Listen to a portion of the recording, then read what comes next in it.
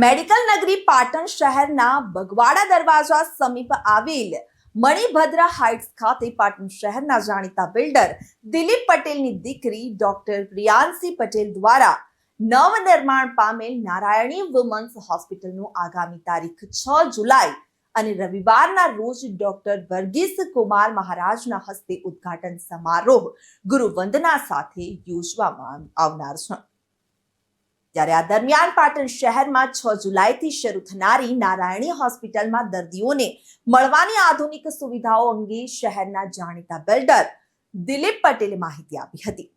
હોસ્પિટલમાં સ્ત્રીઓને લગતી વિવિધ બીમારીઓથી આધુનિક પદ્ધતિથી સારવાર આપવામાં આવશે, તો બાળકોની સિઝેરિયન, નોર્મલ ડિલિવરી સહિતની સુવિધા માટે ઓપરેશન થિયેટરો તેમજ દર્દીઓને તેમના સગાઓને રહેવા માટે હોસ્પિટલમાં સ્પેશિયલ રૂમ તેમજ જનરલ વોર્ડની સુવિધા ઉપલબ્ધ કરવામાં આવી છે।